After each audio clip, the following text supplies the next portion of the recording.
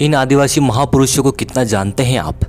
दोस्तों, आदिवासी दो शब्दों से मिलकर बना है, आदि और वासी। इसका अर्थ मूल निवासी होता है। भारत की जनसंख्या का 8.6% यानी लगभग 10 करोड़ जितना एक बड़ा हिस्सा आदिवासियों का है। आदिवासियों में ऐसे कई महापुरुष हुए जिन्होंने भारत देश को एक नई राह दिखलाई। आइए दोस्तों, आज हम भारत के आदिवासियों के 5 महापुरुषों के बारे में जानेंगे। नंबर 1, भगवान बिरसा मुंडा। आदिवासियों के भगवान कहे जाने वाले बिरसा मुंडा का जन्म 15 नवंबर 1875 के दशक में मुंडा जनजाति के पिता सुगना मुंडा और माता करमी मुंडा के घर उलिहातू गांव में हुआ। मुंडा एक जनजातीय समूह था जो छोटा नागपुर पठार झारखंड में निवास करते थे। बिरसा मुंडा ने 1 अक्टूबर 1894 को सभी मुंडा नेताओं को एकत्र कर अंग्रेजों से लगान माफ कराने के लिए आंदोलन किया। 1897 में उन्हें गिरफ्तार कर लिया गया। 1897 से 1900 के बीच मुंडाओं और अंग्रेज सिपाहियों के बीच युद्ध होते रहे।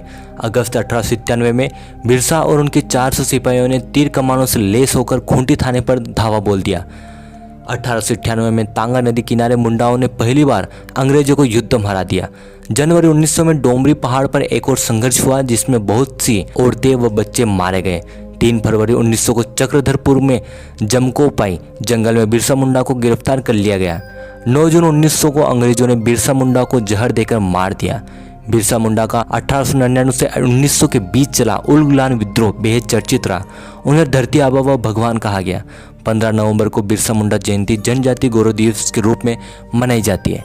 नंबर 2, तिलका मांझी। अंग्रेजों के विरुद्ध सर्वप्रथम आदिवासियों ने विद्रोह किया और उनके नेता तिलक मांझी थे। तिलका मांझी का जन्म 11 फरवरी 1750 में हुआ था। 1771 से 1784 तक उन्होंने ब्रिटिश सत्ता के विरुद्ध लंबी और कभी न समर्पण करने वाली लड़ाई लड़ी और स्थानीय महाजनों, सामंतों व अंग्रेजी शासकों के नींद उड़ाई रखी।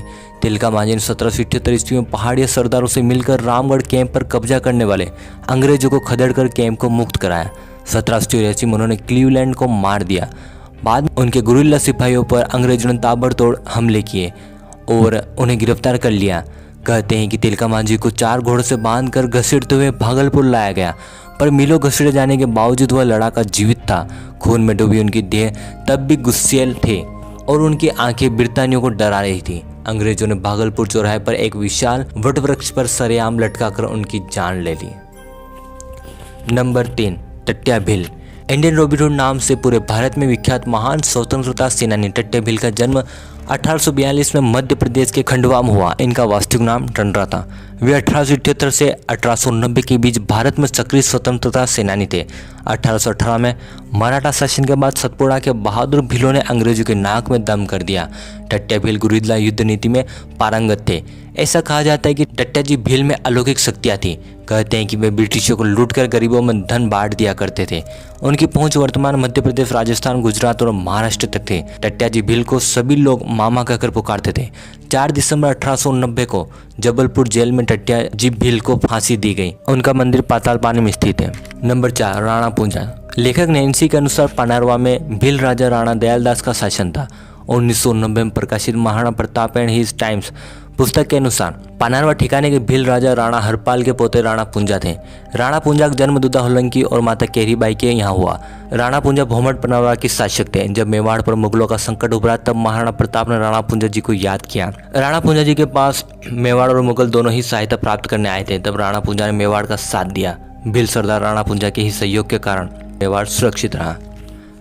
नंबर 5, वीर कुंवर नारायण सिंह। छत्तीसगढ़ के पहले शहीद के रूप में जाने जाने वाले वीर नारायण सिंह का जन्म छत्तीसगढ़ के सोनाखाना में 1795 में एक जमींदार परिवार में हुआ था। इनके पिता का नाम रामाराय था। इनके पूर्वजों के पास 300 गांवों की जमींदारी थी। 1856 के अकाल के समय भी अंग्रेजों और साहूकारों के अवैध जमाखोरों से अनाज लूटकर भूखी गरीब जनता को बांट देते थे। इस कारण 24 अक्टूबर 1856 को उन्हें बंदी बनाकर जेल में डाल दिया।